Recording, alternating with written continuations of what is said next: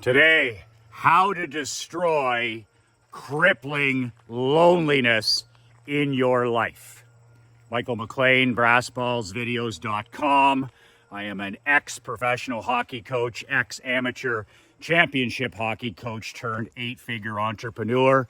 I am a husband, a father, and a small business owner just like you. You can download a free complimentary copy of my brand new book, 5 Ways to Unfuck Your Life in the Next 30 Days.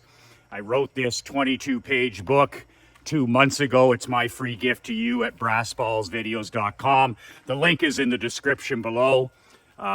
Click on the link, print it off. It's only 22 pages. You can read it in one sitting. Let me know what you think about my new book in the comments below. So, a confession. Over the last 11 days, I have been feeling uncharacteristically low energy, low frequency, I call it. You know, there's high frequency people, low frequency people. I haven't been sleeping through the night like I normally do. I've been feeling fatigued in the afternoons, especially after lunch.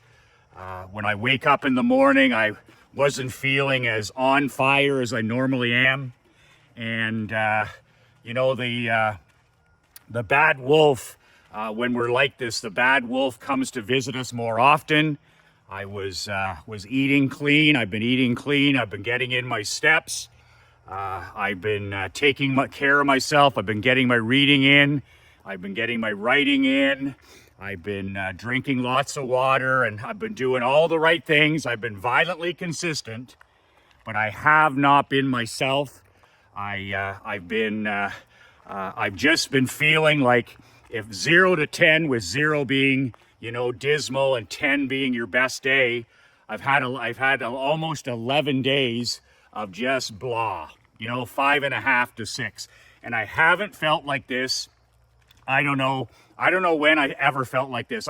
It feels like after those years I was coaching hockey when we lost a game 7. And I would literally, you know, eat and drink myself to death for the next 2 weeks after until I would snap myself out of it and stop feeling so not sorry for myself and get back to work.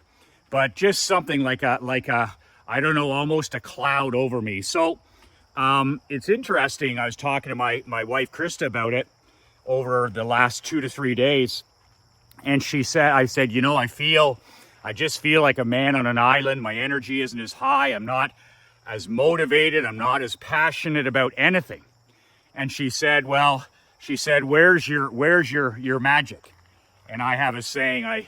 My 11-year-old daughter, since she was born, I always tell her, you're my magic. You're daddy's magic.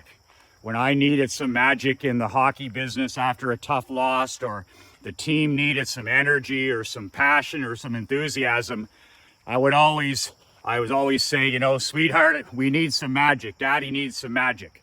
Coaching's hard, playing's hard, business is hard, being a man today is hard, and some days we need magic, that magic from somebody that we love and cherish. So for 11 years, my magic has been my daughter, Emery. She's away at a summer camp for 2 weeks, and she absolutely loves it. She did it last year for 14 days, and it's a technology-free camp. So she's there with other kids that are not allowed any technology. She doesn't have any of that in her life, thank goodness. But just interesting how it's her absence that has led to my loneliness. And I didn't even flag it as loneliness. It's just low energy, and you know, I felt low, like a little bit anxious, a little bit depressed. And I was sitting there going, I'm doing all the right things. I'm drinking the water, I'm eating the right food, I'm walking, I'm lifting, I'm praying, I'm writing, I'm doing all the right things, but I'm still low frequency. And then it hit me when my wife said that. She goes, you don't have your magic these 2 weeks. And what a great lesson for me to relearn, because like I said before, whenever I'm low frequency or I'm feeling down or I need a little bit of inspiration, Emery's always my magic. Krista's my magic too, but there's something special about your child.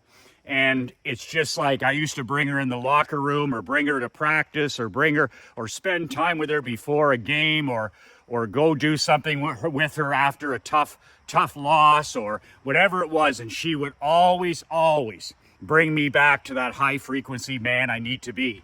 She's my magic.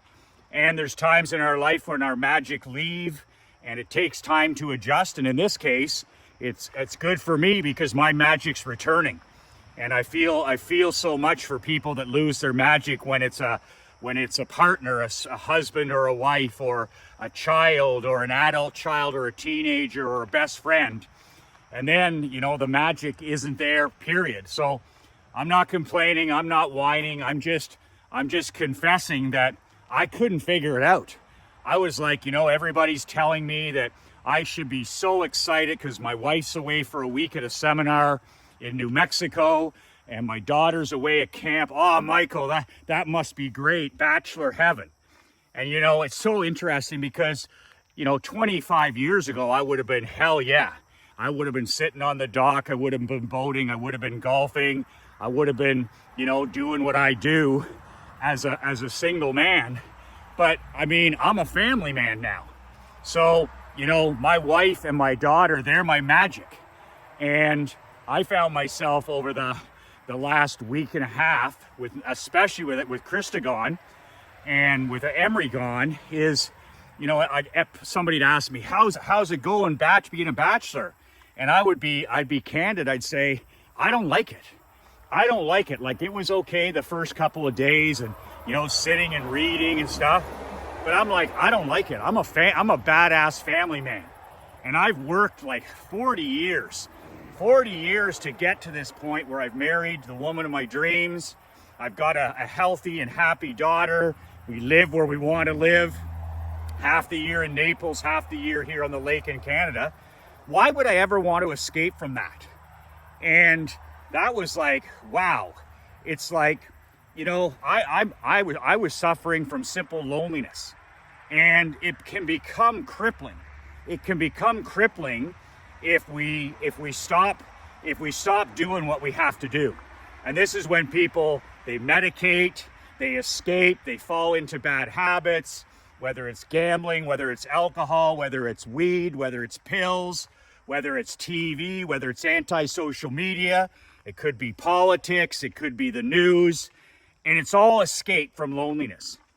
And the opposite of that is physical movement, mental movement, spiritual and emotional movement, putting that iPhone away. And I realized, I said, you know, my wife's going to be back in a couple of days at the time, and then my daughter's going to be back in a few days. I said, you know, I'm going to use this time to walk more. So instead of walking once a day, I started walking in the evenings by myself. So in those evenings when I was feeling alone, I put on my shoes and I do like 4 miles. I went for close to a 10-mile walk the other day. I haven't done that in a long time. But I was sitting out on the boat and I was feeling lonely. It was after dinner and my wife hadn't returned yet from New Mexico, and Emery's not there, and I usually am doing something with her by then. And I just said to myself, I was like, what do you do? What do you do? Motion creates emotion, Michael. Motion creates emotion. Move your fucking ass. So I went in, I put on my shoes and my rucking vest, and I just went on an aimless walk. And I walked through nature like this. I saw the deer, I saw the turkeys, the birds, and I literally walked for 8.5 miles. And it took me hours. And I didn't have any technology, and I just walked and walked and walked in the summer heat. And then I had so many ideas. I was like, okay, I'm gonna write about this. I'm gonna share this in my mastermind. This is a good point. I'm gonna do this. And it was one of the most incredible things I've ever done, because motion creates emotion. I got my feet going, I got moving, I got a sweat on, I got outside in nature, and I started thinking, and my entire mood changed. I went from low frequency to high frequency. So that's what I've done until my wife returned, and my daughter still isn't home, is now I'm pounding the pavement one time in the morning for 75 minutes, and at night now, I'm pounding the pavement again, usually for about an hour. And now that Krista's home, we did 2 walks yesterday, one in the pouring rain. I'm like, I've got my mojo back. I've got my high frequency back. I've got my energy back. And that's how I've dealt with almost crippling loneliness in the last week and a half. I found out what the source is, genuinely missing my wife, genuinely missing my daughter, my magic. And then instead of sitting there and trying to escape or medicate into television or alcohol or social media, I did the opposite. I took Uncle Earl Nightingale's advice and I did the opposite. I said, I'm going to walk my way out of this. I'm going to use this opportunity that I don't usually get to go swimming every day, to add a second walk, to read the books that I haven't had a chance to read yet, and just to sit and think. And that's what I did. I listened to music that I haven't listened to. I kept the television off. I didn't watch a second of the Olympics. None of that horse shit. And it was just time, inner reflection, getting rested, getting ready. I started going to bed, no later than 10 p.m. I get up at just before 6 and I get to work. And those last few days, my loneliness just vanished. And it vanished because movement equals emotion, positive emotion. So if you find yourself down, depressed, you find yourself anxious, you find yourself lonely, it could be for a parent that passed away years ago. It could be someone you lost in your life. It could be when a family member's gone to college, or you're empty nesters for the first time. The worst thing you can do is sit around and self-medicate and sedate and try to escape. Push yourself to do the opposite, one day at a time. Get yourself moving, take on a new hobby, go play some pickleball, go for an aimlessly long walk, read something you haven't read, listen to some classical music, get some good rest, whatever it is. Drink lots of water, and motion equals positive emotion. That's how I have overcome crippling loneliness in the last 11 days. That's my full ugly confession, and I hope that you find it helpful in your life. Applications are closing for my upcoming Badass Brotherhood Mastermind. It's about money making, marketing, and building the ultimate top 1% lifestyle business, getting out of the Frankenstein business. If you're not satisfied with the first half of your year, maybe you're fatigued, or maybe you're in a rut, or maybe you think you're in a slump, but if you feel you've plateaued and want to kick ass and take names this last 5 months of the year, heading into a brand new year, this is something you may want to take a look at. You can book a free, no obligation call with me or Josh at badassbrotherhood.com below. It's a 15 to 30 minute call. I just answer questions, or Josh answers questions about it, and then it's a hell yes or a hell no, and I'm perfectly okay with it either way. But if you're interested, we got 3 live events over the year. It's only for men. It's only for guys that are 50, 60, and 70. Generation X looking to take their life to the next level, whatever that is. And start a new business, start a side hustle, improve your marriage, make more money, whatever your goal is. You're going to have 15 to 20 brothers to help you do exactly that. Iron sharpens iron. If you're interested, badassbrotherhood.com below. Book a call. Josh and I will talk to you, and we'll decide whether it's an actual fit for you or not. 2 words that changed my life, 2 words that can change yours. Be relentless.